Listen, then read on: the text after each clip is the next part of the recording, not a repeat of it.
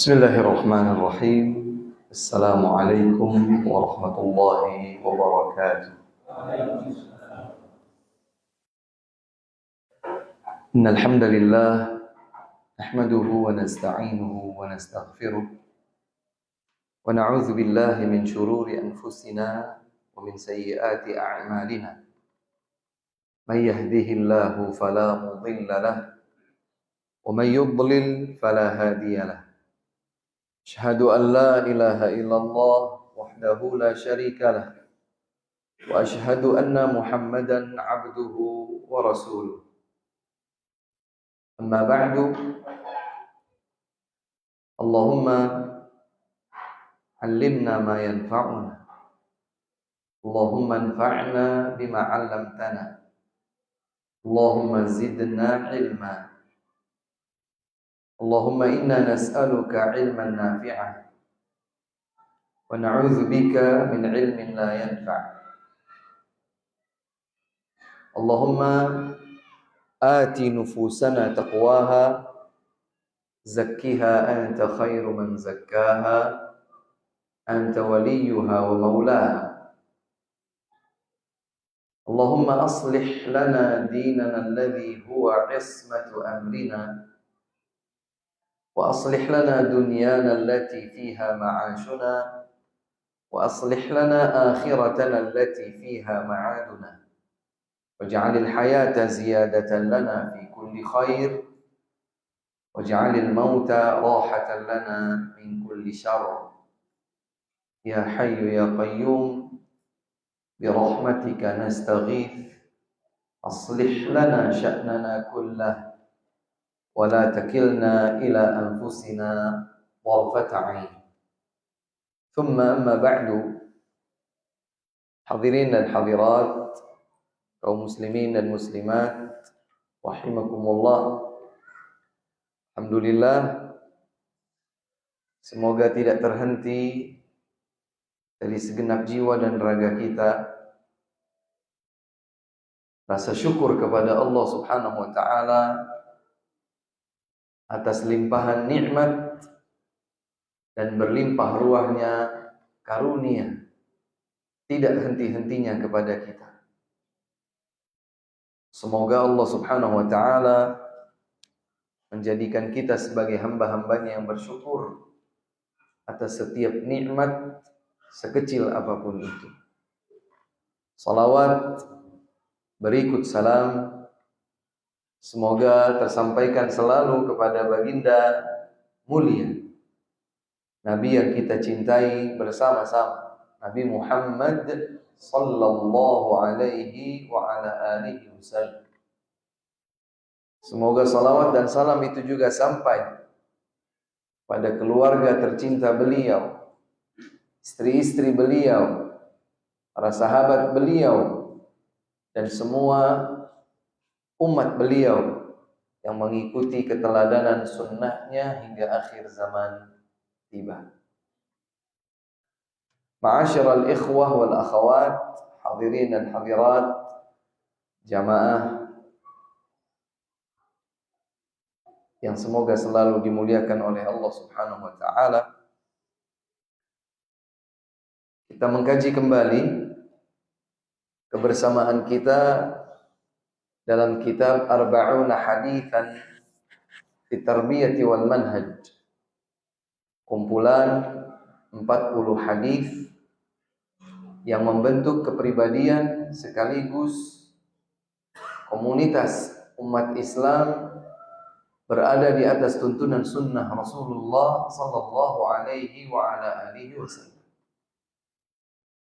Tuntunan hadis-hadis Rasulullah alaihi salatu wassalam yang menjadi pedoman hidup kita. Tidak terasa bahwa kita telah melewati separuh yang pertama Di bulan yang lalu kita mengkaji hadis ke-20. Dan insya Allah kita akan masuki di kesempatan sore hari ini hadis ke-21. Yaitu hadis yang dibawakan oleh sahabat mulia Abdullah ibnu Amr ibn al-As radhiyallahu anhuma. Sahabat yang mulia, putra dari seorang sahabat yang juga mulia. Abdullah memiliki ayah bernama Amr bin al-As yang dahulu dikenal sebagai diplomat kaum Quraisy, sehingga jadilah Amr bin al-As delegasi yang mewakili Quraisy dalam berbagai kesempatan, termasuk saat di hadapan para raja menjelek-jelekan dan menjatuhkan Nabi Muhammad sallallahu alaihi wasallam sebelum keislaman beliau. Sampai kemudian Allah Subhanahu wa taala memasukkan hidayah ke dalam hatinya. Di tahun 7 Hijriyah kurang lebih, Amr bin al-As radhiyallahu anhu masuk Islam. Beliau berkata bahwa dahulu Muhammad adalah orang yang paling aku benci, orang yang paling aku bersemangat untuk membunuhnya. Tidak ada yang lebih aku benci melebihi Muhammad. Tidak ada cita-cita yang lebih tinggi dari membunuhnya. Sampai kemudian Allah Subhanahu wa taala memasukkan hidayah ke dalam hatiku. Maka berbaliklah itu semua. Di atas muka bumi ini sekarang tidak ada yang lebih aku cintai dibandingkan cintaku kepada Muhammad bin Abdullah Rasulullah sallallahu alaihi wasallam. Dan jika engkau bertanya kepadaku, kata Amr bin al-As, jika engkau bertanya kepadaku, bagaimanakah raut wajah Nabi sallallahu alaihi wasallam, mungkin aku tidak mampu untuk menyampaikannya kepada kalian. Karena aku sejak masuk Islam gak berani lihat wajah Nabi SAW saking berwibawanya beliau. Ini ajaib tapi nyata.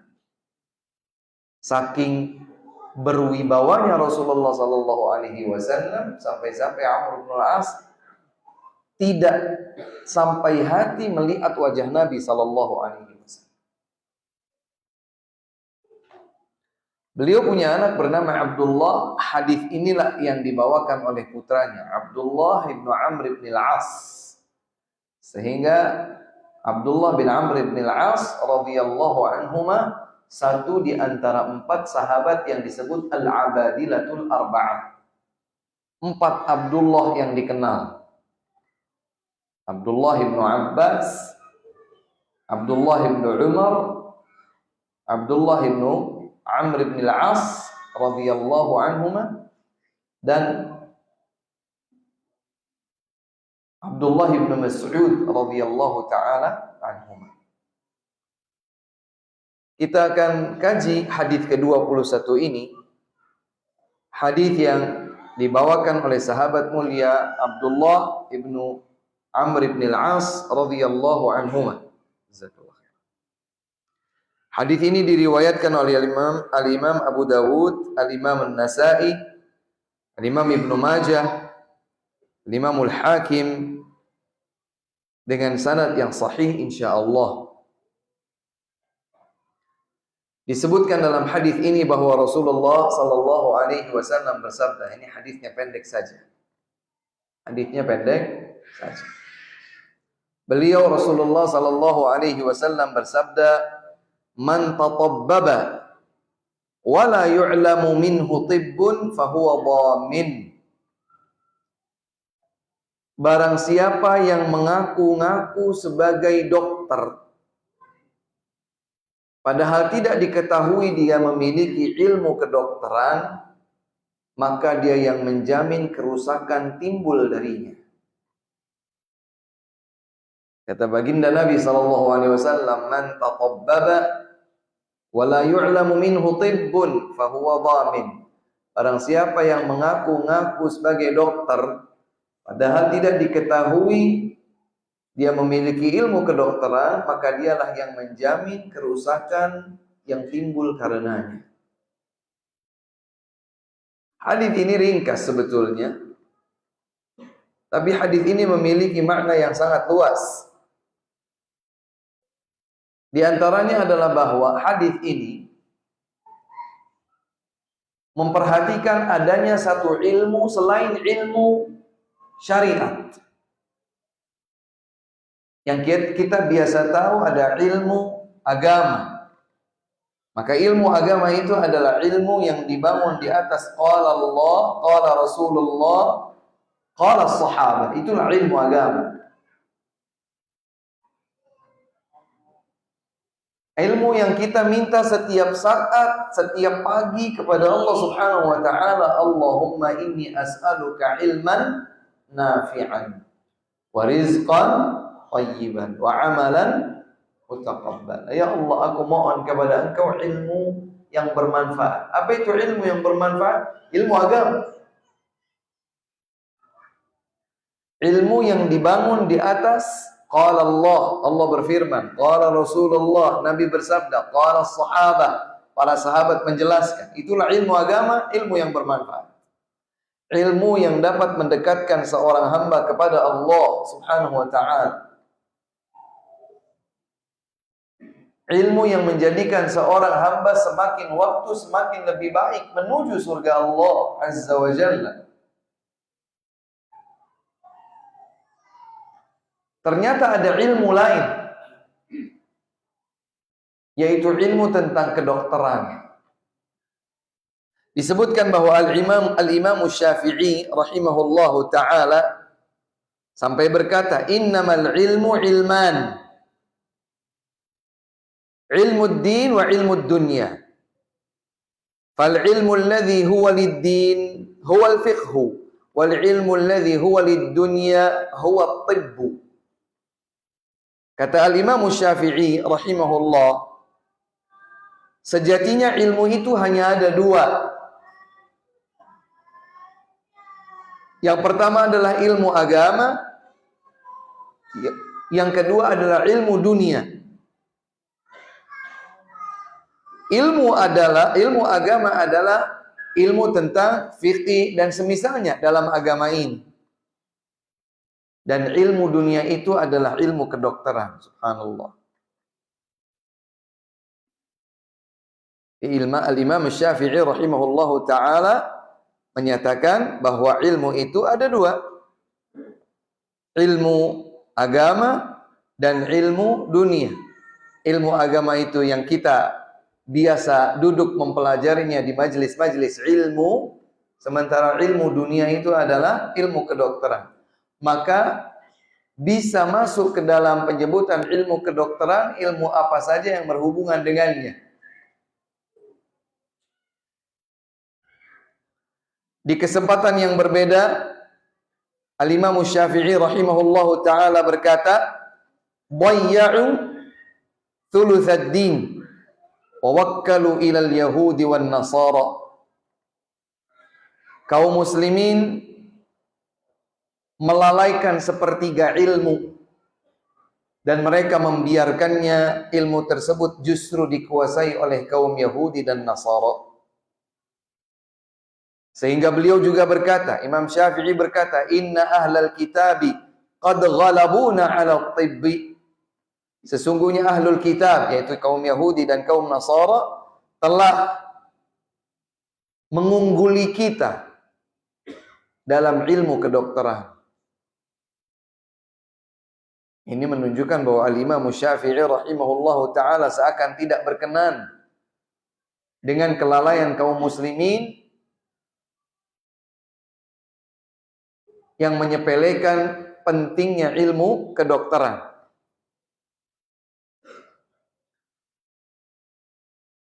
Al-Imam Syafi'i juga pernah berkata, "La a'lamu ilman ba'dal halal wal haram ambala min at-tibbi." Aku tidak mendapatkan Ada ilmu setelah ilmu tentang halal dan haram yang lebih unggul daripada ilmu kedokteran. Subhanallah. Jadi kata Imam Syafi'i rahimahullah, aku tidak tahu ada ilmu setelah ilmu agama tentang halal dan haram hukum Allah, ada ilmu setelah itu yang lebih unggul daripada ilmu kedokteran. Hadirin yang dimuliakan oleh Allah Subhanahu wa taala, dalam sebuah hadis yang diriwayatkan oleh Al-Imam Ibnu Majah, Al-Imam Al-Hakim, Al-Imam Ibnu Sunni, Al-Imam Abu Nuaim Al-Asbahani rahmatullahi alaihim ajma'in, membawakan sebuah hadis dari sahabat mulia Abdullah bin Mas'ud radhiyallahu taala anhu. Rasulullah sallallahu alaihi wasallam bersabda, "Ma anzalallahu min da'in illa wa anzala ma'ahu shifa. Alimahu man alimahu wa jahilahu man jahilahu." Subhanallah. Kata baginda Rasulullah sallallahu alaihi wasallam, Allah Subhanahu wa taala tidak menurunkan satu penyakit pun kecuali telah menurunkan obat baginya. Ada yang mengetahuinya dan ada pula yang tidak mengetahuinya. Kata para ulama, yang mengetahui obat tentang penyakit mereka adalah para dokter. Allah menyebut mereka berilmu. Alimahu man alimahu. Berilmu tentang obatnya, yaitu para dokter. Maka para dokter itu dikatakan berilmu. Karenanya Imam Syafi'i tadi dalam berbagai kesempatan mengulang-ulang dengan redaksi yang berbeda tentang urgensi ilmu kedokteran. Wa jahilahu man jahilahu. Dan ada pula yang tidak mengetahui tentang obatnya. Jadi kita yang bukan dokter, yang bukan praktisi kesehatan, ketika kita tidak mengetahui tentang kesehatan, kita disebut dalam hadis ini jahilad dawa. Kita memang bodoh, tidak tahu tentang obat berbagai penyakit. Karenanya hadirin yang dimuliakan oleh Allah Subhanahu wa taala, andai kita ditanya apakah Islam tutup mata tentang ilmu selain ilmu agama, jawab, tidak tutup mata. Islam sangat mengakomodir ilmu yang bermanfaat bagi manusia, yaitu ilmu kedokteran. Hanya ilmu kedokteran, Ustaz? Jawabannya tidak. Setiap ilmu yang berkembang, meskipun bukan ilmu agama, tapi ilmu berkembang tersebut mendukung tersebar luasnya ilmu agama, maka ilmu tersebut adalah ilmu yang bermanfaat. Saat ini barangkali ada ilmu tentang ekonomi, ada ilmu tentang teknologi, ada ilmu tentang komunikasi, ada ilmu tentang psikologi, atau apapun. Bermanfaat bagi kaum muslimin, menjayakan kaum muslimin, memberikan manfaat besar kepada kaum muslimin, maka itu adalah ilmu yang bermanfaat. Namun ternyata ilmu kedokteran mengungguli ilmu-ilmu itu semua setelah ilmu agama. Ini kebetulan di hadapan kami ada banyak santri. Ustaz, saya juga mau belajar ilmu kedokteran. Iya, nanti, jangan sekarang. Sekarang belajar dulu ilmu agama. Hafalkan Al-Quran. Belajar ilmu agama hukumnya wajib. Talabul ilmi fariidatun ala kulli muslim. Belajar ilmu agama itu hukumnya wajib atas diri setiap muslim. Adapun selain itu menjadi fardu kifayah. Ilmu kedokteran, ilmu ekonomi, ilmu teknologi, dan yang lainnya itu fardu kifayah. Apabila telah dilaksanakan atau telah dilakukan oleh sebagian kaum muslimin, gugurlah kewajiban dari kaum muslimin yang lainnya. Tapi kalau sekiranya seseorang itu alhamdulillah telah menguasai ilmu agama, basic-basicnya telah ia dapatkan, dia ingin mendalami ilmu dunia, silahkan belajar ilmu kedokteran. Ilmu yang bahkan diisyaratkan di dalam hadis Nabi SAW, berilmu. Siapa saja yang berilmu tentang obat, dari satu penyakit, namun ada pula yang tak berilmu. Jadi kalau misalnya sekarang mungkin ada beberapa penyakit yang katanya belum ditemukan oleh medis obatnya, itu ya karena belum diketemukan saja, padahal Allah sudah turunkan obatnya. Dulu saya mendengar informasi bahwa di antara penyakit yang belum diketemukan obatnya adalah penyakit yang belum diketemukan obatnya seperti misalnya penyakit HIV/AIDS begitu ya, atau kanker misalnya. Yakinlah bahwa sesungguhnya ada obatnya. Karena Nabi bersabda, tidaklah Allah Subhanahu wa taala menurunkan suatu penyakit kecuali Allah Subhanahu wa taala juga menurunkan obat penawarnya. Kemudian Allah Subhanahu wa taala mewahyukan kepada Nabi Muhammad sallallahu alaihi wasallam, alimahu man alimahu, jahilahu man jahilahu. Ada yang berilmu tentang obatnya, ada pula yang tidak berilmu tentangnya. Suatu saat nanti akan ditemukan obatnya. Siapa yang menemukan obatnya? Seseorang yang terafiliasi dengan ilmu kesehatan atau kedokteran. Maka para dokter dikatakan berilmu, tapi ilmu mereka ilmu dunia. Di dalam Islam, mereka para dokter yang berilmu dunia dipandang sebagai orang yang berilmu dalam kapasitasnya mengetahui obat-obat terhadap sebagian penyakit.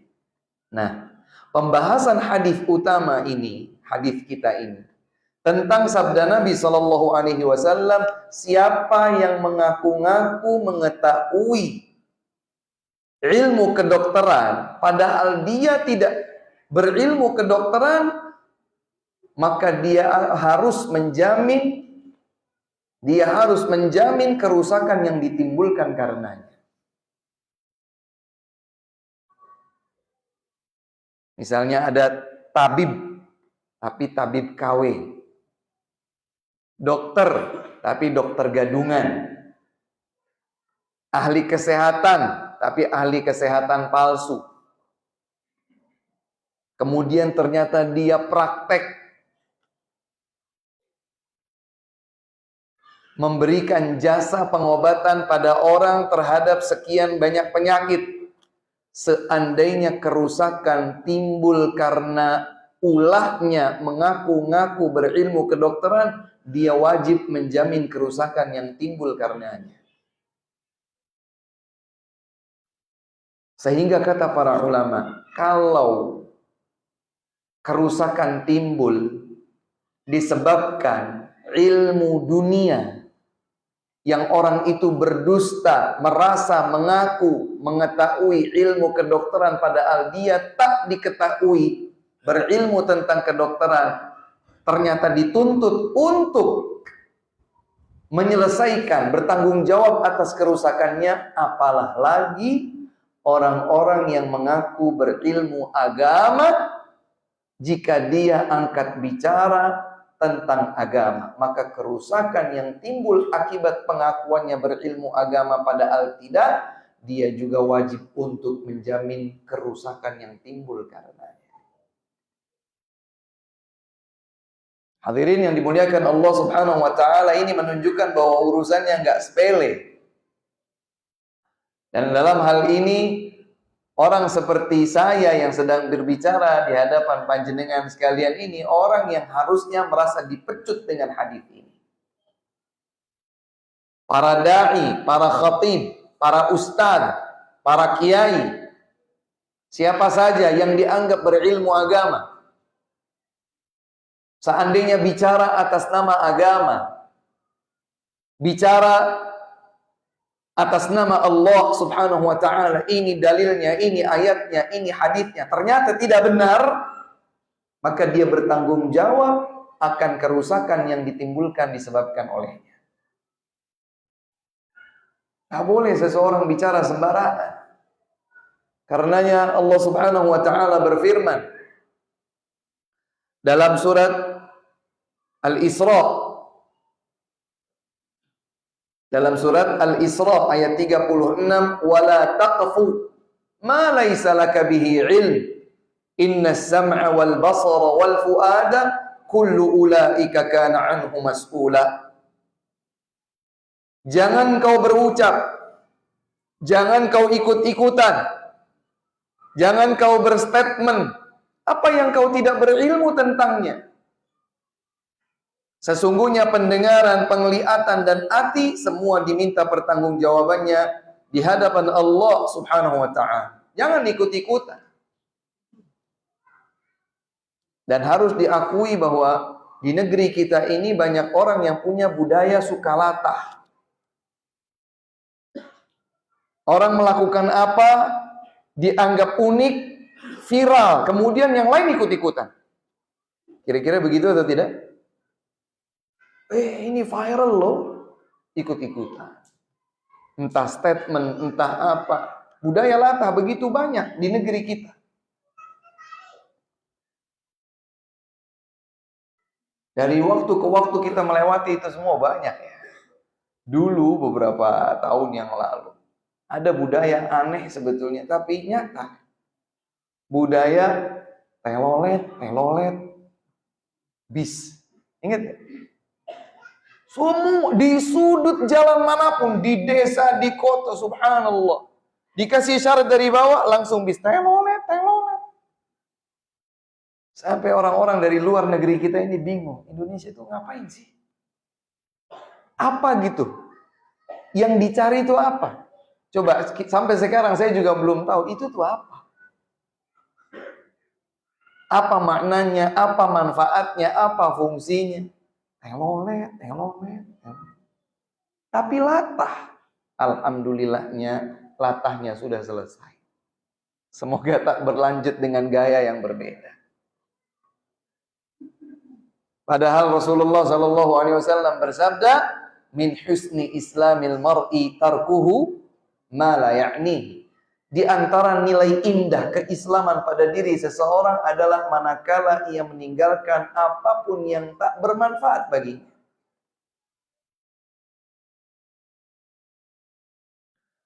Masa bergeser. Daun atau tanaman, Masya Allah. Daun begini, daun begitu, tanaman begini, tanaman begitu. Orang latah, begitu bangganya. Dijaga sampai ada security buat menjaga tanaman hias uniknya itu. Padahal apa? Ya begitu saja, latah. Berlalu. Alhamdulillah. Tapi harus diakui, masyarakat negeri ini latah. Cincin, wah. Cincin semua. Wah, tiap hari, tiap ketemuan, cincinnya bagus, ini itu dibahas, ini itu diterawang. Apa? Gak ada apa-apanya. Sekarang layu.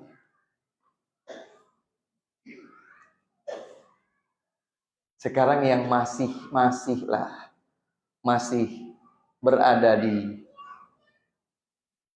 di atas daun katanya. Kopi dan goes. Kopi di mana-mana orang ngopi ini, ngopi itu, angkringan ini, angkringan itu, kafe ini, kafe itu. Apa sih? Ya kopi. Kopi saja. Sampai ada yang kemudian membuat sebuah penelitian. Ini kalau generasi muda bangsa ini berlarut-larut candu kopi, mungkin kalau uang dikumpulkan dari yang sudah dikeluarkan dari candu kopi itu bisa sampai bisa sampai membiayai sebuah resepsi pernikahan mewah. Tapi itu tidak terlaksana karena apa? Duitnya kesedot di kafe-kafe. Kopi lagi, kopi mahal kan? Berapa harganya? Aslinya dulu kakek kita juga dulu minum kopi. Tapi kopi biasa gitu, ya sekarang mungkin 1.000, 2.000, 5.000 paling mahal. Tapi mana ada sekarang kopi 5.000? Gara-gara campur ini, campur itu 25.000, 35.000, 40.000. Orang beli. Kenapa? Wallahu a'lam. Kaya-kayanya juga sama. Sepeda lipat ini, lipat itu. Harganya sampai ratusan juta. Saya tanya sama pengusaha sepeda. Sekarang layu, Ustaz. Harganya 20 maksimal 30 juta. Yang dulu dijual puluhan juta, bahkan sampai ratusan juta.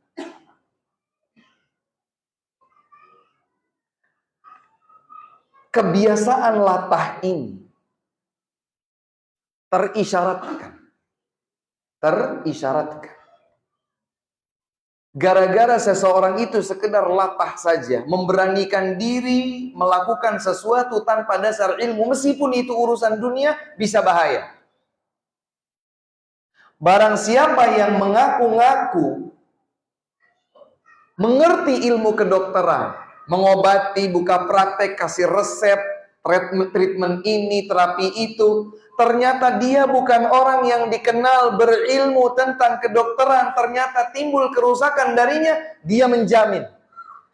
Islam menetapkan dia wajib menjamin kerusakan yang timbul karenanya. Ini baru ilmu dunia, urusan dunia. Lalu bagaimana dengan urusan akhirat? Asal pakai songkok, asal pakai peci, asal pakai sarung, baju koko, ustaz. Berani cuap-cuap menjadi khatib, berani di meja podium, ustaz. Makanya saya bilang, sebetulnya hadis semacam ini, itu betul-betul menjadi tamparan keras buat kita para da'i. Hei para da'i, jangan macam-macam dengan setiap ucapanmu itu. Kalau kau tidak benar menyampaikan kepada umat, kau bertanggung jawab atas kerusakan yang timbul disebabkan ulama. Hanya Bapak Ibu sekalian, berat loh. Jadi ustadz itu berat. Beratnya bukan apa-apa. Pertanggungjawabannya di hadapan Allah berat. Makanya ustadz itu bukan profesi. Ustadz itu adalah amanah ilmu yang wajib disampaikan oleh seorang yang dianugerahi oleh Allah ilmu. Tapi tidak setiap orang yang dianugerahi oleh Allah ilmu itu kemudian layak untuk menjadi ustadz. Lagi ustadz itu kalau di Saudi misalnya, di Saudi Arabia, ustadz itu adalah gelar profesor. Ustadz, doktur, berarti profesor, doktor, fulan. Kita di sini bisa ngajarin ngaji, panggil ustaz. Seakan-akan lancar baca hadis satu, baca ayat satu, bisa menerjemahkan ustaz. Allah. Saya lebih menjadikan yang saya ucapkan ini sebagai nasihat buat diri saya pribadi sebelum kepada hadirin sekalian hari ini. Hendaklah siapapun di antara kita berhati-hati. Jangan sekedar ikut-ikutan. Jangan sekedar latah. La taqfu ma laysa laka bihi ilm. Jangan kau ikut-ikutan. Di antara makna wala taqfu la tattabi'. Jangan ikut-ikutan latah. Sebagian ulama yang lain menyatakan wala taqfu ay wala taqul. Jangan kau ucapkan ma laysa laka bihi ilm. Apa yang kau tak berilmu tentangnya, kau jangan ucapkan. Kalau nggak tahu, diam saja. Kalau tidak tahu, diam saja. Kalau tahu dan siap mempertanggungjawabkan apa yang kita statementkan, silakan sampaikan. Rasulullah SAW bersabda dalam sebuah hadis yang diriwayatkan oleh Al-Bukhari dan Muslim dari Abu Hurairah radhiyallahu anhu, innal 'abda la yatakallamu bil kalimati la yulqi laha balan alqallahu biha finnar ab'ada ma bainal masyriqi wal maghrib. Sungguh seorang hamba bertutur dengan satu kata. Dia tidak hiraukan kata-kata tersebut, apakah kata-kata itu benar, apa keliru, dicintai Allah, dibenci Allah. Dia tidak hiraukan itu, pokoknya ngomong saja. Ternyata Allah akan jadikan satu kata tersebut sebagai sebab baginya dilemparkan ke dalam neraka. Lemparan itu bergulir lebih jauh daripada jarak timur dan barat. Dilempar ke neraka, lemparan bergulir. Seberapa jauh lemparan itu bergulir? Lebih jauh daripada jarak antara ufuk timur ke ufuk barat. Subhanallah. Ini mengerikan. Kita sering diingatkan, man kana yu'minu billahi wal yawmil akhir falyaqul khairan aw yasmut. Siapa yang benar beriman kepada Allah dan hari akhir, hendaklah ia bicara yang baik atau diam.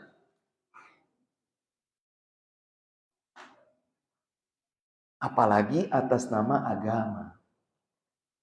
Begini, begitu, hukumnya halal, hukumnya haram, harusnya begini, harusnya begitu, ini wajib, ini tidak. Silahkan bicara kalau kita yakin bahwa itu adalah benar. Tapi kalau nggak yakin, diam. Betapa sulitnya kita kalau nanti diminta pertanggungjawaban, ternyata kita tidak mampu mempertanggungjawabkan. Dijelaskan oleh para ulama, kalau untuk urusan dunia saja, Islam memberikan konsekuensi, berat konsekuensinya.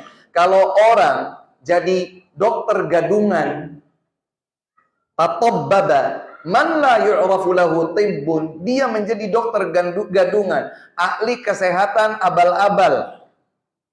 Buka praktek, berikan treatment ini, treatment itu, padahal tidak diketahui ada silsilah latar belakang ilmu kedokteran atau kesehatan yang dia pelajari, kerusakan timbul, dia wajib bertanggung jawab atas kerusakan tersebut. Makanya dulu Nabi SAW pernah marah kepada sebagian sahabatnya. Dalam sebuah kejadian ada perjalanan satu tentara atau satu kawanan tentara, satu kompi tentara dikirimkan oleh Nabi SAW. Nabi sendiri tidak ikut, beliau standby di Madinah. Kemudian mereka melakukan perjalanan sebuah peperangan. Di tengah-tengah mereka ada jurha, jarih. Ada orang yang terluka. Ketika dia terluka, datang waktu salat, dia ingin salat. Salat harus dengan tayammum.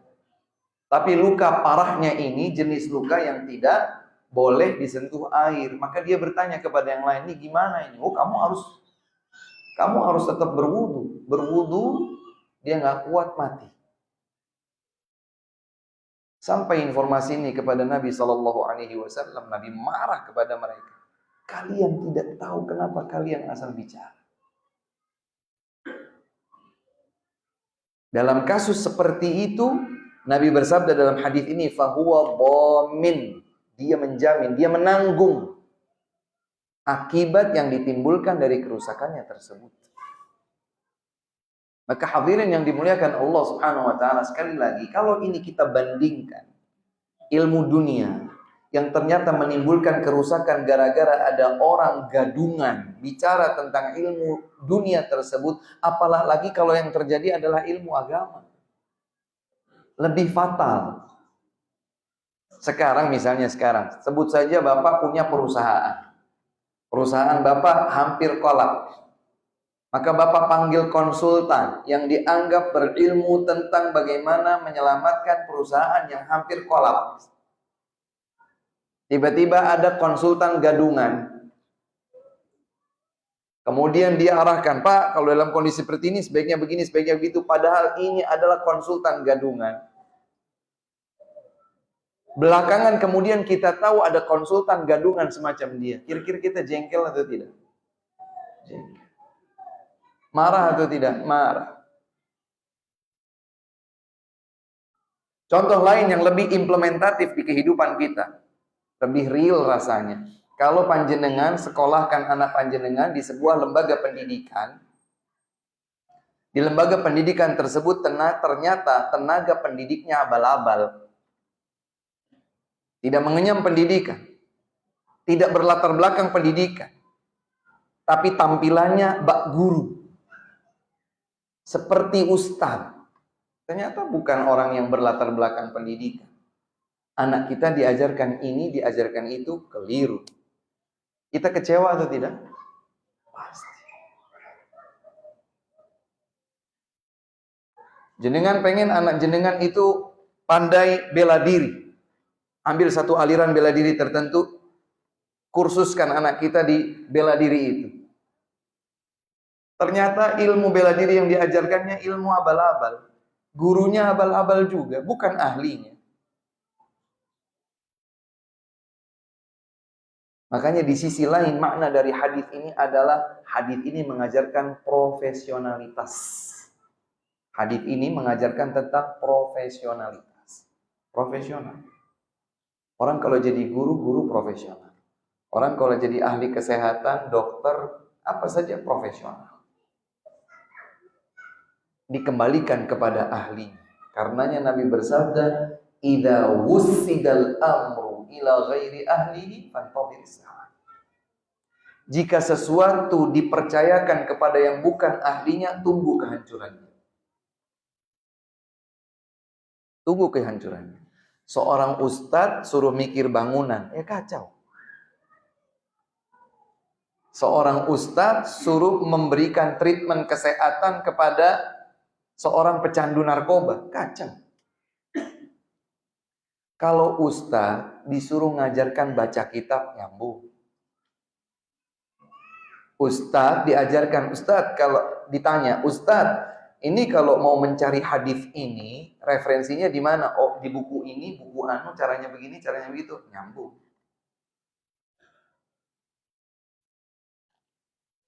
Makanya kalau segala sesuatu ditempatkan pada tempatnya, maka akan menjadi proporsional. Sekaligus profesional. Hadirin yang dimuliakan oleh Allah Subhanahu wa ta'ala, kalau di dalam ilmu dunia yang ternyata dilakukan dengan manipulasi tertentu sehingga menimbulkan kerusakan, penimbul kerusakan ini bertanggung jawab, maka apalah lagi tentang dasar ilmu agama. Karenanya Rasulullah Shallallahu Alaihi Wasallam dalam banyak kesempatan mengingatkan kepada kita urgensi belajar ilmu agama sebelum ilmu dicabut. Rasulullah Shallallahu Alaihi Wasallam bersabda, "La taqumus sa'atu hatta yuqbadal ilmu." Tidak akan terjadi hari kiamat sampai ilmu itu dicabut. Hah? Ilmu dicabut? Iya, ilmu dicabut. Bagaimana dicabutnya ilmu? Dalam hadis yang lain Nabi bersabda, "Innallaha la yantazi'u min sudurin nas, walakin yaqbidul ilma biqabdil ulama. Hatta idza lam yubqi 'aliman ittakhadha an-nasu ru'usan juhala, fasu'ilu fa'aftau bighairi ilmin fadhallu wa adallu." Sesungguhnya Allah Subhanahu wa ta'ala tidak merenggut ilmu dengan mencabutnya dari dada-dada manusia. Akan tetapi Allah Subhanahu wa ta'ala mencabut ilmu dengan mewafatkan para ahli ilmu, para ulama diwafatkan. Sehingga tatkala sudah tidak lagi tersisa alim, mulailah manusia menjadikan tokoh-tokoh mereka itu dari kalangan orang-orang yang dangkal ilmu agamanya. Tak berilmu agama, gak apa-apa. Yang penting keren, bisa cuap-cuap, punya leadership walaupun sedikit, lip sync saja, make up sedikit, maju, jadi pimpinan, jadi tokoh. Akhirnya apa? Akhirnya naik podium, naik mimbar, punya panggung, su'ilu, ditanya tentang hukum agama. Ini bagaimana, itu bagaimana, oh itu baik, oh ini tidak, oh ini boleh, oh ini gak apa-apa. Tanpa dasar ilmu. Dia berfatwa, dia berstatement atas nama agama, tapi tanpa dasar ilmu. Apa yang terjadi? Ballu wa adallu. Mereka sendiri tersimpang jalannya, mereka dapat menyimpangkan orang banyak. Subhanallah.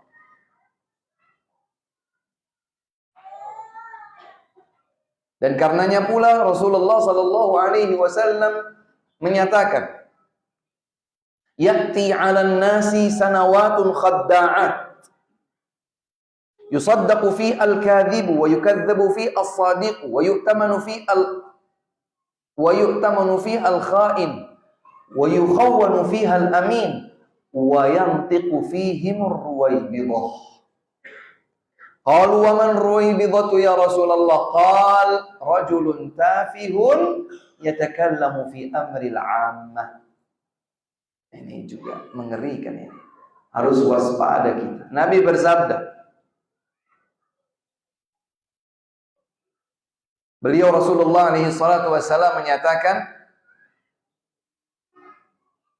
akan datang kepada manusia, kepada umat beliau, sanawatun khadda'at, tahun-tahun yang menipu. Kata Nabi, tahun-tahun itu banyak terjadi penipuan. Maksudnya bagaimana? Yusaddaqu fihal kadhib. Kata Nabi, yang jujur dianggap pendusta, yang pendusta dianggap orang jujur. Yukhawwanu fihal amin wa yu'tamanu fihal kha'in. Pemegang amanah dianggap pengkhianat, sementara para pengkhianat diberikan banyak-banyak kepada mereka amanah. Saya tanya dulu kepada jamaah, kira-kira itu sudah terjadi atau belum? Kemudian Nabi di penghujung hadis ini menyatakan, wa yantiqu fihimur ruwaibidah. Yang banyak bicara di zaman seperti itu adalah para ruwaibidah. Sahabat bertanya, "Waman ar-ruwaibidhatu ya Rasulullah?" Siapa yang dimaksud dengan ar-ruwaibidah yang bicara di zaman-zaman seperti itu wahai Rasulullah?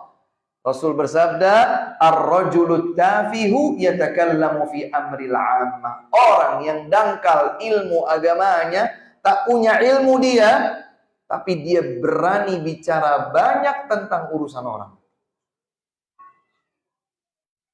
Dia angkat bicara tentang urusan orang banyak. Kita harus hati-hati terhadap fenomena semacam ini. Bagaimana caranya Ustaz kehati-hatian kita? Belajar ilmu agama. Betapa banyak saat ini panggung-panggung menampilkan orang-orang yang ketika bicara atas nama agama sembarangan, asal-asalan, penuh dengan gelak tawa. Subhanallah, mengerikan. Bicara tentang surga, bicara tentang neraka, dikait-kaitkan dengan hal-hal yang dibanyolkan. Bangun jembatan, sambungkan antara neraka dengan surga, ketemu proyek ini, proyek itu. Subhanallah. Ya khitaqillah. Surga neraka bukan main-main, bukan bahan canda tawa. Bicara atas nama Allah, bicara atas nama agama, bicara atas nama surga, atas nama neraka. Bukan asal-asalan. Bukan sekedar menimbulkan gelak tawa di tengah manusia. Ini mengerikan. Terjadi. Di mana? Di negeri kita.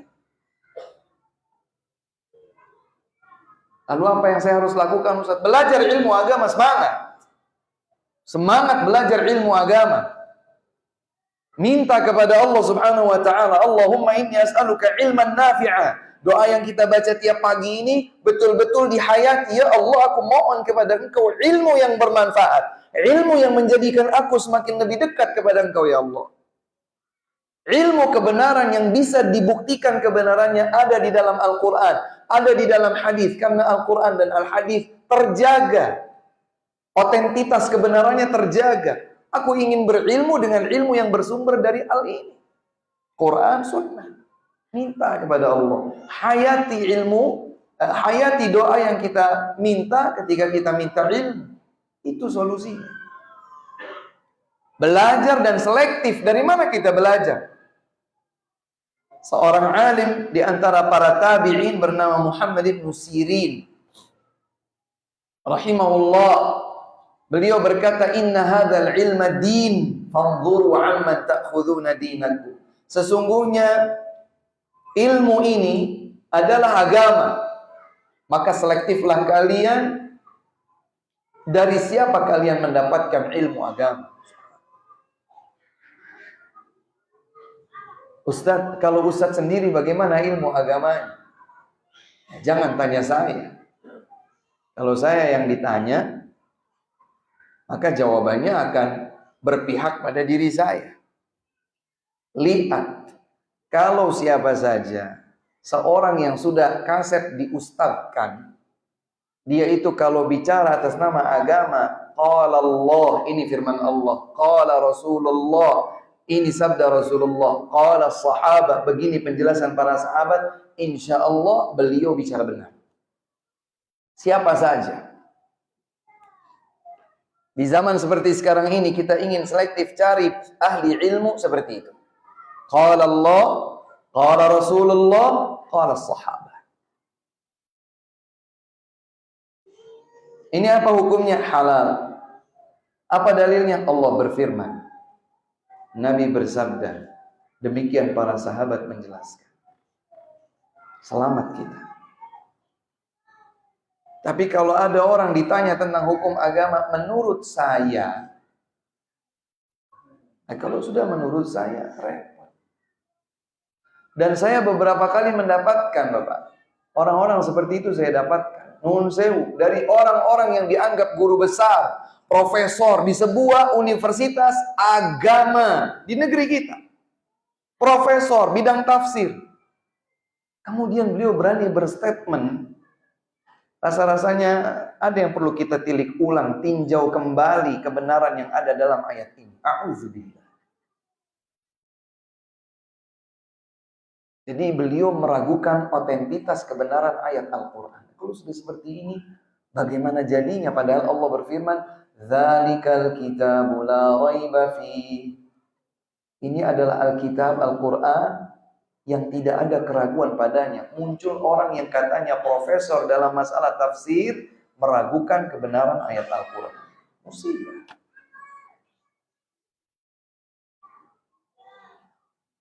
Lain lagi ketika saya bertemu dengan seorang dosen di sebuah perguruan tinggi agama di negeri kita ini. Ustadz, menurut Ustadz bagaimana hadis ini? Kayaknya kok kontradiktif. Maka saya jelaskan, Pak, bukan menurut saya. Hadis ini diriwayatkan oleh Imam Muslim. Lengkap hadisnya adalah demikian, demikian, dan demikian. Kalau kita melihat dari awal hingga akhirnya, maka tidak ada yang kontradiktif karena maksud ini adalah ini dan adalah ini. Saya nggak yakin terus terang saja, Ustaz. Kalau Anda tidak yakin terus, saya mau bilang apa? Kalau Anda meragukan otentitas ayat ataupun hadis yang jelas sahihnya, saya bisa bilang apa? Saya tidak bisa memaksakan, dan siapapun di antara kita bertanggung jawab akan ucapannya. Makanya mau siapa saja, ustadz yang di hadapan panjenengan saat ini atau ustadz siapapun, kalau dia itu berkomitmen menyampaikan penjelasan ilmiah dalam sebuah kajian, dasarnya adalah qala Allah, qala Rasulullah, qala sahabat, ini firman Allah, ini sabda Rasulullah, ini penjelasan para sahabat, ambil ilmu. Insya Allah itu kebenaran. Tapi kalau tidak, hanya sekedar ya pandai beretorika, bisa membuat gelak tawa, banyak pengikutnya, maka berhati-hati, selektif.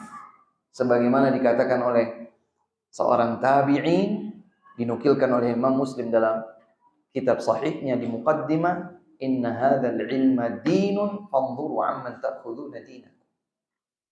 Sesungguhnya agama ini, ilmu ini adalah agama. Ilmu yang kita pelajari ini akan yang menjadi tuntunan agama kita. Maka selektiflah kalian dalam mempelajari ilmu agama.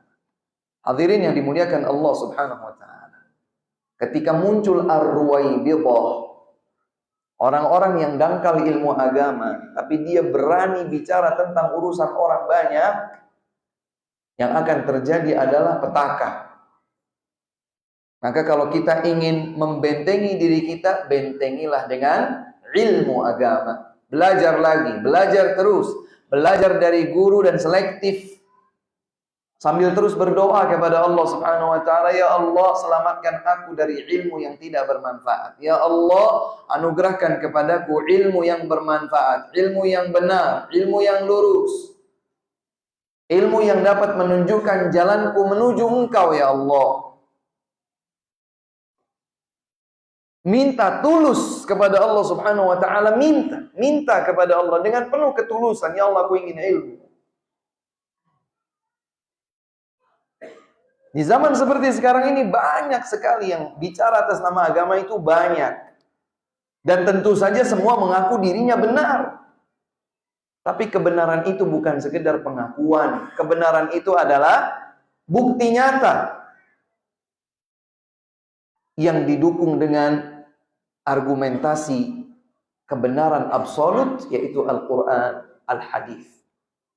Karenanya Al-Imam Al-Zahabi rahimahullahu ta'ala menyatakan dalam kitab Syiar A'lam Nubala dinukilkan, al-ilmu qala Allahu qala rasuluhu qala as-sahabatu laysa bitamwihi. Namanya ilmu, hakikatnya ilmu adalah qala Allah, firman Allah, qala Rasulullah bersabda, qala as-sahaba, sahabat menjelaskan, laysa bitamwihi, bukan sekedar cuap-cuap asal-asalan. Saya kalau sudah sedang bicara seperti ini, bapak-bapak, ibu-ibu hadirin sekalian, saya ini orang yang paling ngeri tentu saja. Saya dan siapa saja di antara para ustaz, kita ini ngeri karena kita bebannya besar sekali. Karena kalau salah menyampaikan atas nama agama, kita salah menyampaikan, kita tanggung jawab akan kerusakan yang timbul darinya. Kita tidak boleh asal-asalan. Ketika menyampaikan sesuatu, pastikan, validasi yang kau ingin sampaikan itu benar atau tidak. Yang ingin kau sampaikan itu lurus pemahamannya, kau pahami dengan baik atau belum. Karena itulah kemudian ketika belajar ilmu agama, kita belajar untuk selektif. Belajar untuk selektif juga. Dan jangan semua diakomodir. Oh iya, ini juga benar. Oke lah, ini ada kebenaran padanya. Nggak apa-apa, ambil benarnya, buang kelirunya. Kita seakan-akan berkata, saya hebat, saya bisa pilih-pilih. Jadi di luar sana, dan jauh di sana, ada beberapa prinsip seperti itu. Nggak apa-apa, nggak apa-apa. Siapa saja boleh bicara atas nama agama. Kalau dia bicara salah-salah, ambil benarnya, buang salah. Hati-hati. Hati-hati. Ada yang sumbernya itu sudah benar, maka kalau dia keliru, maka kekeliruan yang manusiawi. Tapi kalau sumbernya sudah tidak benar, ya kita meragukan kalau sumbernya sudah tidak benar.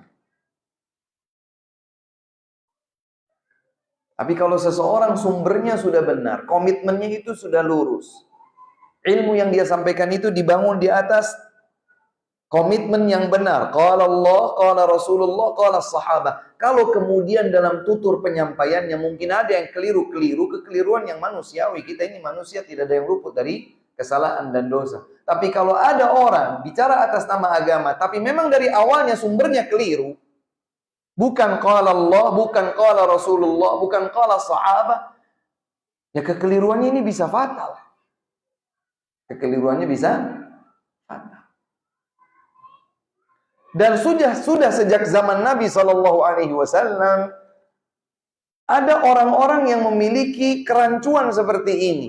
Rasulullah SAW pernah bersabda, "Yushiku an yakuna fi ummati rijalun yattaqiuna yaqulun ma qala Allahu akhadna." Kata Nabi SAW, hampir saja tiba suatu masa, didapatkan sebagian orang sambil bersandar, artinya sambil santai-santai gitu ya, tanpa beban apapun. Dia berkata, ini firman Allah, apa yang Allah firmankan kami ambil, yang tidak ada di dalam Al-Quran tidak kami ambil. Seakan-akan benar. Tapi ternyata itu adalah ingkarus sunnah. Orang yang tidak mau mengambil dari sunnah Nabi SAW. Dia hanya Quran saja. Nabi tidak benarkan orang seperti ini. Nabi tidak benarkan ada orang-orang yang seakan-akan statementnya benar. Saya hanya ambil dari Al-Quran saja. Apa yang diambil dari Al-Quran saya ambil. Kalau tidak ada dalam Al-Quran, saya tidak ambil. Ternyata maksud mereka adalah mengingkari tuntunan sunnah yang tidak ada di dalam ayat. Ini bahaya. Padahal kalau benar seseorang itu mengambil dari ayat-ayat Al-Quran, pasti mau tidak mau mereka mengambil dari hadis. Karena banyak sekali di dalam ayat Al-Quran disebutkan keterkaitan taat kepada Allah dan taat kepada Rasul. May yuti'ir rasula faqad ata'a Allah. Siapa yang taat kepada Rasul, maka ia telah taat kepada Allah. Wa ma atakumur rasulu fakhudhuhu wa ma nahakum anhu fantahu. Apa yang oleh Rasul sallallahu alaihi wasallam diajarkan, ambillah, dan apa yang dilarang oleh beliau maka tinggalkanlah. Ayat perintahkan kita untuk ambil dari Nabi apa yang beliau perintahkan, tinggalkan apa yang dilarang oleh beliau. Quran yang perintahkan. Jadi kalau kita benar mengambil apa yang dalam Al-Quran, konsekuensinya kita ngambil dari hadis. Tapi sekarang juga ada di tengah-tengah masyarakat kita orang-orang yang seakan-akan berpegang teguh dengan Al-Quran, tapi mereka enggan mengambil dari hadis. Ada. Gimana itu Ustaz? Bahaya. Bisa fatal. Dia mengira ini adalah bagian dari agama, tapi ternyata kelirunya besar. Inilah yang kemudian oleh para ulama dikategorikan sebagai mungkiru as-sunnah. Para pengingkar sunnah. Sampai-sampai ada yang berstatement daging anjing itu halal, katanya karena tidak ada di dalam Al-Quran. Musibah ini. Ada yang berstatement juga bahwa musik itu halal karena tidak ada disebutkan dalam Al-Quran. Ya akhi, kalau kita tidak ambil dari Al-Quran, atau kalau kita hanya ambil dari Al-Quran, tidak ambil dari selain Al-Quran, bagaimana kita sholat? Sebutkan di dalam ayat surat apa, ayat berapa, Allah subhanahu wa ta'ala menyebutkan tata cara pelaksanaan sholat subuh, zuhur, asar, maghrib, isya. Nggak ada. Adanya wa aqimus shalah wa atuz zakah. Adanya inna salata kanat 'alal mu'minina kitaban mawquta. Sesungguhnya salat itu merupakan kewajiban bagi kaum mukminin di waktu-waktu yang telah ditentukan. Kapan? Enggak ada penjelasannya dalam Al-Qur'an, adanya dalam sunnah. Bagaimana tata cara salat? Tidak ada di dalam ayat Al-Qur'an Allahu Akbar itu artinya ngangkat tangan sejajar dengan bahu atau sejajar dengan telinga. Allahu Akbar, kemudian meletakkan yang kanan di atas yang kiri, diletakkan di depan, di dada, di sini. Kemudian baca doa iftitah, baca Al-Fatihah, baca surat, Allahu Akbar, ruku'. Bagaimana ruku'nya, bagaimana posisi punggungnya, bagaimana posisi tangannya, apa yang dibaca. Sami'allahu liman hamidah, ada di dalam ayat Al-Quran? Enggak ada. Terus dari mana kita melaksanakan sholat? Dari tuntunan sunnah. Haji, bagaimana kita berhaji?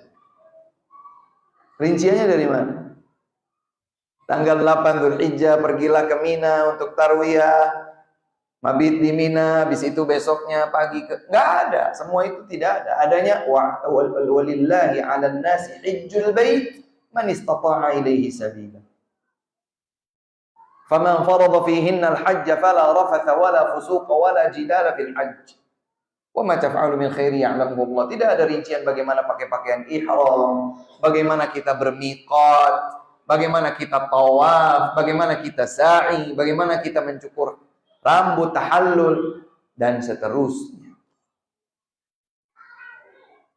Tapi sekali lagi, ketika ada orang-orang memberanikan diri bicara atas nama agama tidak benar, ini bahaya besar. Lawang urusan dunia saja. Ilmu kedokteran, ilmu kesehatan. Orang itu tidak berilmu kedokteran, tidak berilmu kesehatan. Kemudian ternyata taqabbaba. Dia berlagak gayanya dokter. Man la yu'rafu tibbun. Tidak diketahui darinya dia punya latar belakang pendidikan kedokteran. Fahuwa dhamin. Maka dia bertanggung jawab akan kerusakan yang ditimbulkan karena urusan dunia saja begitu berlaku. Bagaimana kalau urusan akhirat tentang ilmu agama?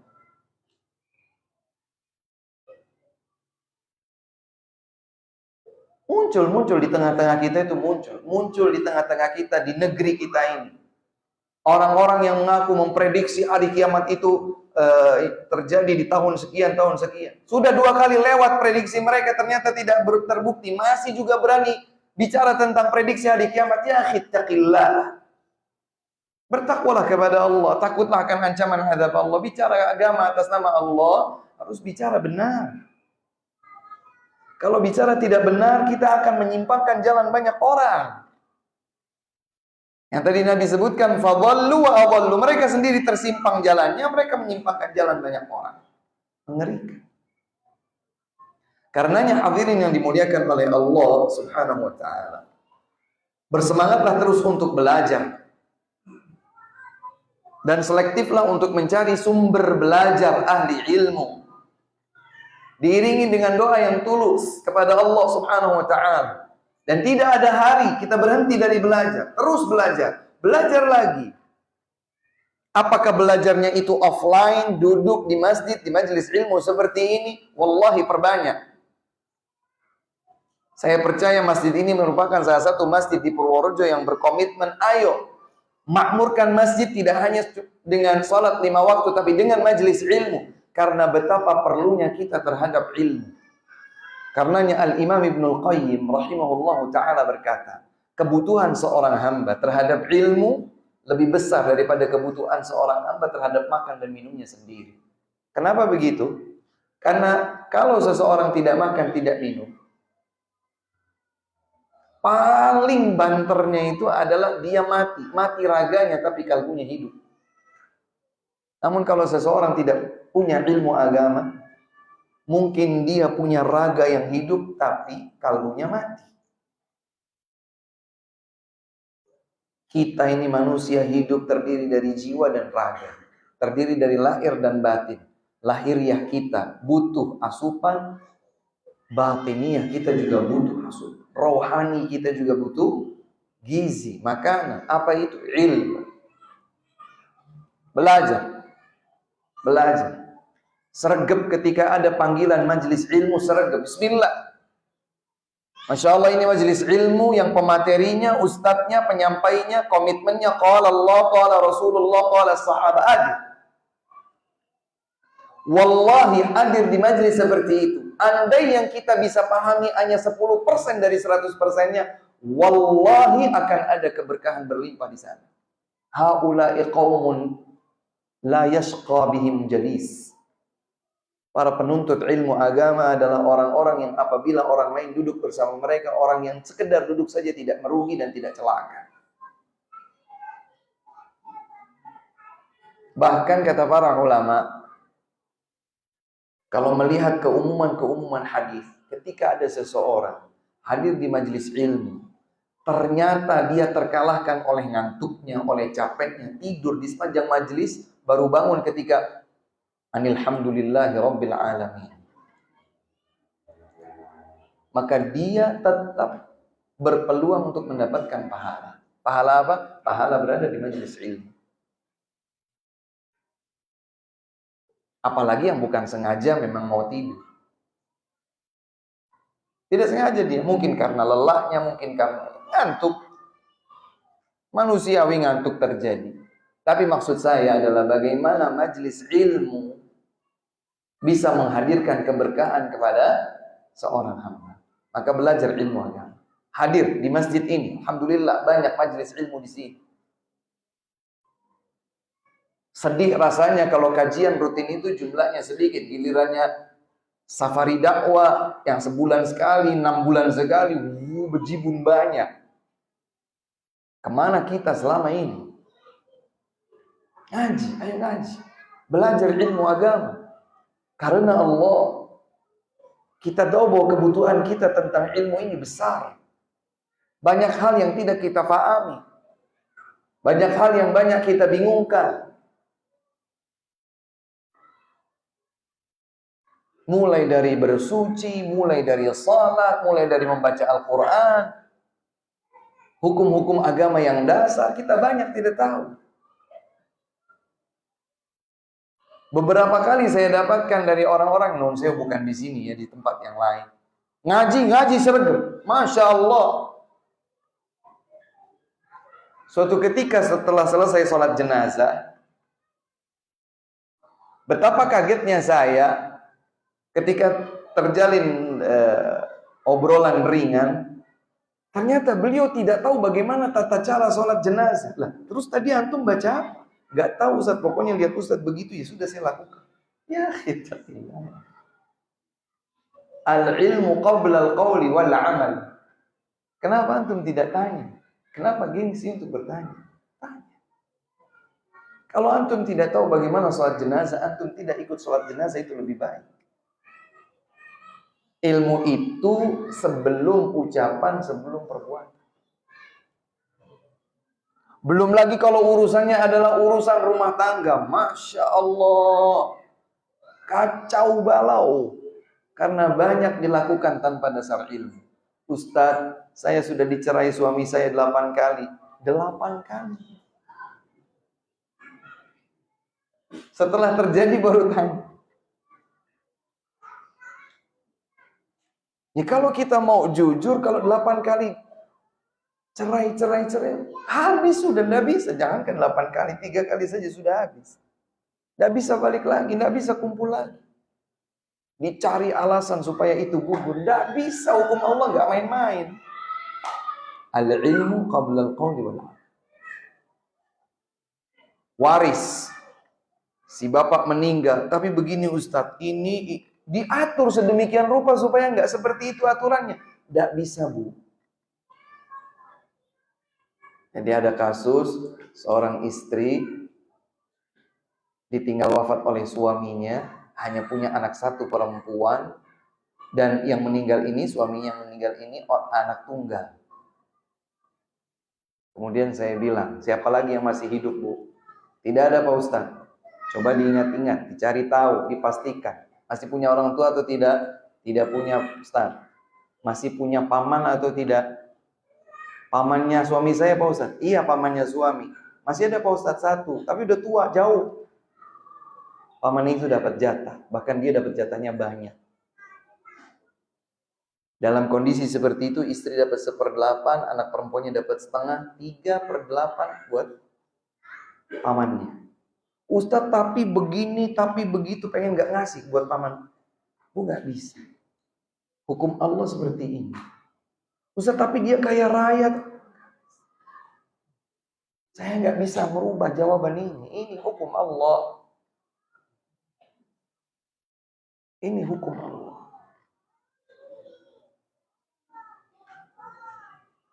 Apa hukum Ustadz? Apa hukumnya saya? Seorang ibu bertanya. Saya safar tanpa mahram. Bu, jawabannya ada dalam hadis. Saya bacakan hadisnya. La yahillu limra'atin tu'minu billahi wal yawmil akhir an tusafira illa ma'aha dhu mahram.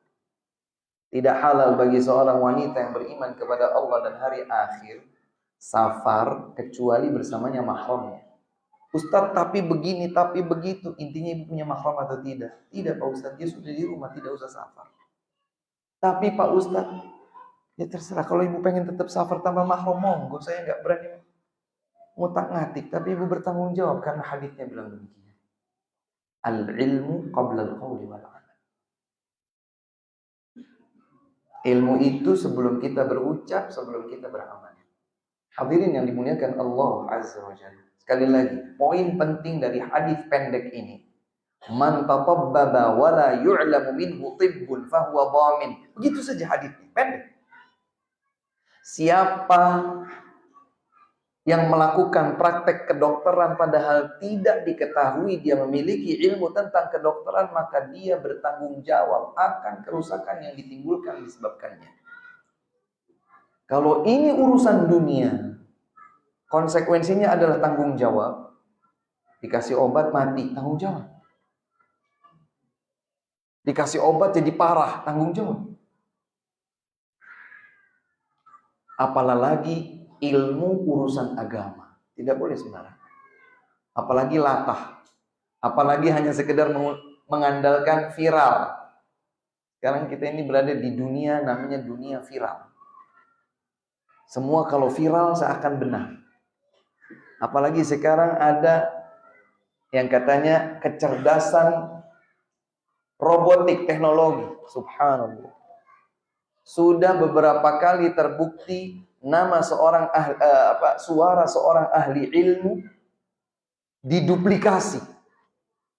Suaranya persis orang yang sudah meninggal dunia. Suara yang dikeluarkan persis.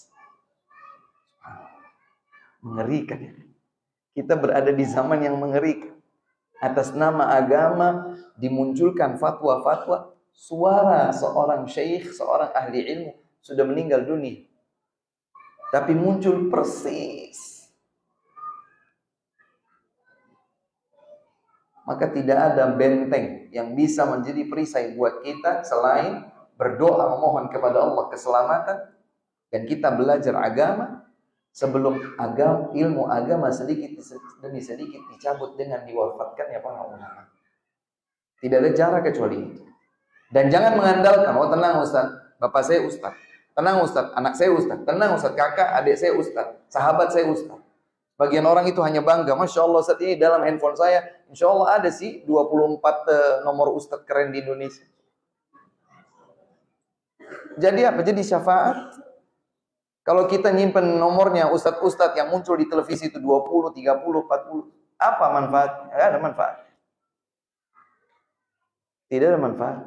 Seandainya di handphone kita tidak ada nomor satu Ustaz pun, tapi kita bertakwa kepada Allah Subhanahu wa taala, berucap, berbuat atas dasar ilmu agama yang lurus dan benar, itu yang menjadi jalan selamat kita.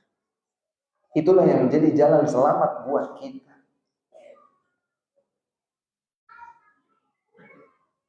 Siapa? Nama nomor Ustaz siapa? Saya punya semua sih. Apa yang mau dibanggakan? Alhamdulillah. Bukan. Hidup ini bukan sekedar bangga-bangga, gaya-gaya, euforia. Hidup ini adalah ujian yang dipertanggungjawabkan di hadapan Allah Subhanahu wa taala. Sekarang ujiannya, hasilnya besok. Besok kapan Ustaz? Hari kiamat. Ada persidangan maha adil dan maha teliti, tidak ada sedikit pun yang terluput dari Allah Subhanahu wa taala. Ini menjadi motivasi buat kita. Di zaman seperti sekarang, semua di lip sync, semua di make up, menjadi apapun yang dikehendaki, kepentingan politik, kepentingan pribadi, kepentingan massa, kepentingan ormaskah atau apakah. Teguhlah di atas tuntunan Allah dan bimbingan Rasul yang sallallahu alaihi wa alihi wasallam. Hadirin yang dimuliakan Allah Azza wa Jalla, ini kiranya yang dapat disampaikan, kurang dan lebihnya kami mohon maaf. Wallahu taala a'lam. Sallallahu wasallam wa barak ala nabiyyina Muhammadin wa alihi wa sahbihi ajma'in. Wa akhiru da'wana anil hamdulillahi rabbil alamin. Sebelum ditutup, bila ada pertanyaan kami persilakan. Silakan.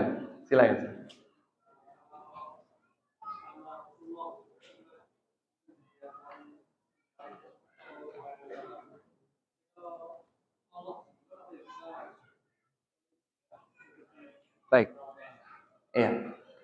Apabila disebutkan nama Rasulullah alaihi salatu wassalam, maka kita bersalawat. Apakah bila disebutkan nama Allah Subhanahu wa taala kita perlu menyebut Subhanahu wa taala terus misalnya? Jawabannya tidak. Ketika disebutkan nama Nabi sallallahu alaihi wasallam saja kita membaca salawat. Kata Nabi sallallahu alaihi wasallam, beliau mendapatkan wahyu dari malaikat Jibril alaihi salam, "Radhima anfu rajulin dzukirta indahu falam yusalli alaik." Wahai Muhammad, tersungkur celaka seorang hamba yang apabila disebutkan namamu kepadanya tapi dia tidak berselawat kepada dirimu. Jadi ya, kalau disebutkan Nabi Rasulullah, Nabi Muhammad sallallahu alaihi wasallam, kita berselawat. Adapun Allah Subhanahu wa taala, maka tidak harus demikian. Bentuk zikir kita kepada Allah berbeda. Bentuk kita mengingat Allah berbeda dengan bentuk kita mengingat Rasulullah alaihi salatu wassalam. Demikian Allah Ta'ala. Ada pertanyaan yang lain?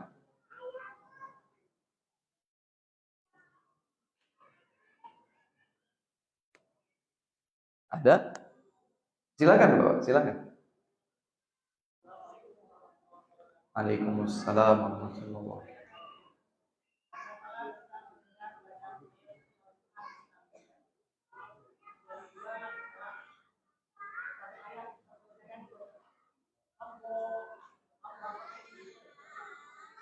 Baik.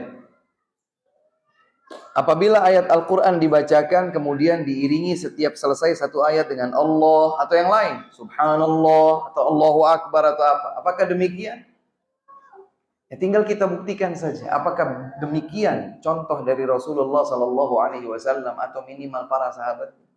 Kalau ada memang, ya kita lakukan. Tapi kalau tidak ada, ya tidak perlu kita lakukan. Ayat Al-Quran itu apabila dibacakan kepada kita, kita wajib mendengar. Wa idza quri'al Qur'an fa'ansitu. Apabila dibacakan kepada kalian Al-Quran, maka dengarkanlah dengan baik. Fasma'u, dengarkan.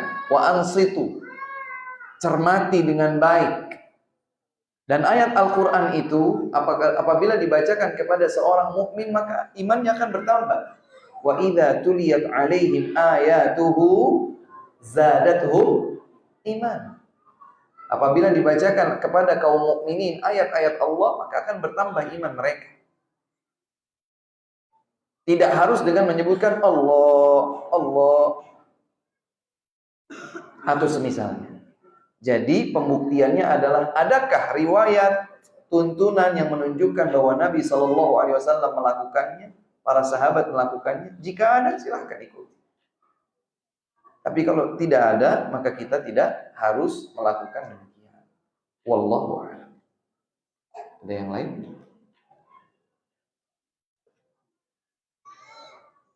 Silakan. Silakan.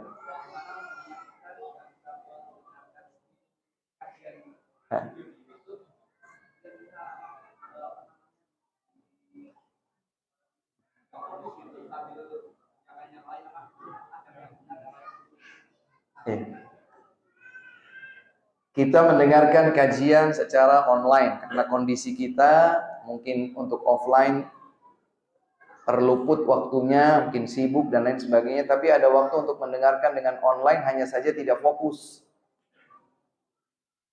Bagaimana hukumnya? Kalau hukumnya secara umum boleh-boleh saja, hanya saja dapatkah seseorang itu betul-betul mendapatkan ilmu yang benar, ilmu yang semestinya utuh dengan kondisi demikian. Allah Subhanahu wa taala berfirman, "Ma ja'alallahu lirajulin min qalbaini fi jawfihi." Allah Subhanahu wa taala tidak menjadikan seorang hamba itu punya dua kalbu dalam satu rongga. Ada nggak yang bisa main pingpong sambil makan? Ada yang bisa. Tenang Ustaz, saya pingpong tapi sambil makan. Pasti ada yang terkorbankan, tidak fokus. Kalau tidak pingpongnya, ya makannya. Kan begitu. Ada saya bakar sate sambil kasih makan burung. Nggak bisa. Kasih makan burung sendiri, bakar sate sendiri. Kalau untuk perkara-perkara duniawi kita ingin mengkhususkan, maka untuk perkara ukhrawi yang bahkan dampaknya itu jangka panjang, bekal ilmu sebagai pedoman hidup kita, jangan kita nyambi-nyambi. Apalagi kalau nyambi itu akan mengganggu konsentrasi kita. Sebagai adab, attitude dalam belajar ilmu agama, fokus. Berapa panjangnya sih? Berapa panjangnya kalau dengarkan online? 1 jam, 1,5 jam. Insya Allah kita bisa. Lawang kita di depan gadget aja jam-jaman bisa. Insya Allah bisa. Jadi berusahalah. Jangan sampai kemudian gagal fokus gara-gara kita nyambi ini dan itu. Tapi seandainya pun, Ustaz saya sambil nyetir Ustaz, hanya itu kesempatan saya bisa mendengarkan kajian ilmiah secara online atau rekamannya. Saya sambil nyetir Ustaz, tapi kan namanya nyetir Ustaz, kadang-kadang lihat lampu merah, kadang-kadang lihat orang nyebrang, kadang-kadang lihat motor nyelip. Kadang-kadang hilang fokus saya Ustaz. Ya selama yang kita dengarkan ini kita pahami dengan benar, kita pahami dengan baik, ya insya Allah semoga tidak masalah. Tapi kalau kita bisa fokus, maka itu yang lebih utama. Demikian ya akhi, wallah. Ada yang lain? Baik, jika dirasa cukup, alhamdulillah, semoga menjadi ilmu yang bermanfaat, terutama bagi diri saya pribadi, selanjutnya bagi jamaah sekalian. Kebenaran hanya datang dari Allah Subhanahu wa taala, kekeliruan adalah keterbatasan manusia. Semoga Allah Subhanahu wa taala mengampuni dosa-dosa kita semua. Kita tutup dan akhiri dengan kafaratul majlis. Subhanakallahumma bihamdik asyhadu an la ilaha illa anta astaghfiruka wa atubu ilaik. Untuk pertemuan-pertemuan seperti ini dalam sesi saya, karena kita mulai langsung ba'dal asr, setelah asar langsung, kami sangat berharap jika hadirin sekalian bisa sholat asarnya sebisa mungkin di masjid yang kita cintai bersama ini, sehingga kita bisa langsung mulai di kajiannya. Tapi kalau seseorang mungkin uzur ada perjalanan dari satu tempat ke sini, maka insya Allah tidak masalah. Assalamualaikum warahmatullahi wabarakatuh.